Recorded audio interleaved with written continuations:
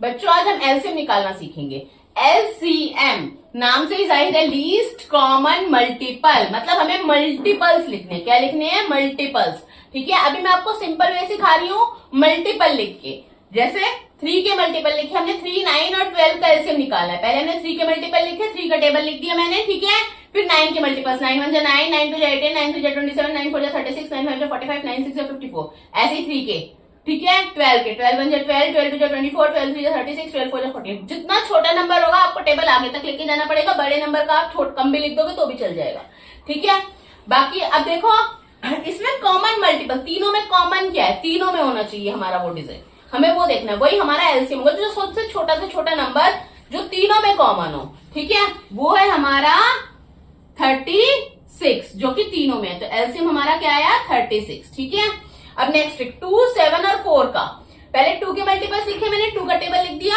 ठीक है, फिर मैंने 7 के मल्टीपल लिखे, 7 का टेबल लिख दिया। फिर मैंने 4 के मल्टीपल लिखे। ठीक है, अब मुझे देखना है कौन सा ऐसा डिजिट है जो मेरा तीनों में आ रहा है।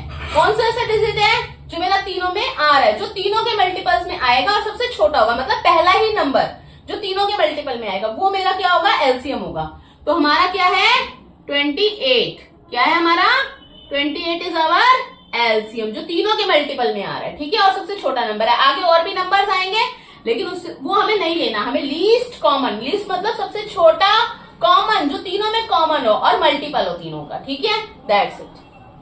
बच्चों अब हम एलसीएम निकालना सीखेंगे डिवीजन मेथड से। ठीक है, डिवीजन मेथड क्या होता है? ऐसे करके करते हैं हम, साइन बना के। हम सबसे पहले देखते हैं किसके टेबल में जा रहा है। सबसे पहले सबसे छोटा नंबर लेंगे, प्राइम फैक्टर टाइप, मतलब जो कि 2 प्राइम नंबर हो, ऐसा नंबर लेंगे।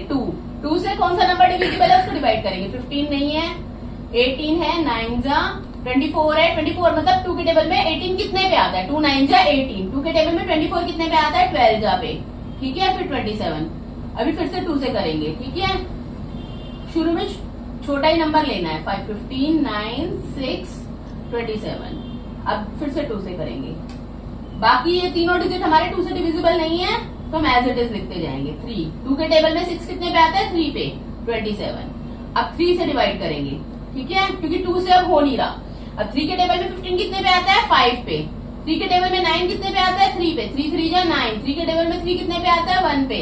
3 के टेबल में 27 कितने पे आता है? 9 पे। ठीक है, ऐसे करके आपको देखना है, टेबल लेके जाना है और करते जाना। 3 से करेंगे, फिर से इसको 3 से डिवाइड करना है। हर डिजिट को आपको अलग अलग डिवाइड करना है। ठीक है, 5, 3 के टेबल में 3, 1 पे, 1 को तो करना ही नहीं है। 3 के टेबल में 9, 3 पे। अब फिर से 3 से 5 1 1 3 1 जा 3। अब हमें लास्ट में तब तक करना होगा जब तक सारे 1 ना बन जाए। 5 को 5 से करेंगे, 5 1 जा 5, 5 1 1 एंड 1 एंड 1। ठीक है, अब ये जो सारे नंबर्स आए हैं इधर आपके, सारे क्या है? प्राइम नंबर्स है। ठीक है, हमें हमेशा छोटे ही नंबर से, हम 4 से नहीं कर सकते थे शुरू में, हमें हमेशा लीस्ट छोटे से छोटे प्राइम नंबर से ही डिवाइड करना है। ठीक है, तो अब एलसीएम क्या है इसका? एलसीएम ऑफ 15, 18, 24 एंड 27 का एलसीएम क्या आएगा? इन सब डिजिट्स की का प्रोडक्ट, यानी 2 मल्टीप्लाई 2 मल्टीप्लाई 2, 2 3 बार है और 3 भी 3 बार है। ठीक है, और फिर क्या है आपका? 5 है। ठीक है, 2 2 जा 4, 4 2 जा 8, 8 3 जा 24। ठीक है, 3 3 जा 9, 9 5 जा 45। मैंने आपको पिछली ट्रिक में मल्टीप्लाई करना भी सिखाया था, 2 डिजिट का नंबर, इजी मल्टीप्लीकेशन ट्रिक्स में। क्या सिखाया था मैंने? 4 5 जा 20, 0 लिखेंगे। 2 हमारा क्या? Carry over.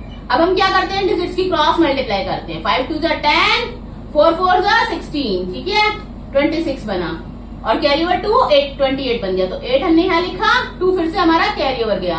अब 4 2 जा 8 प्लस 2 10, तो यानी 1080 आ गया।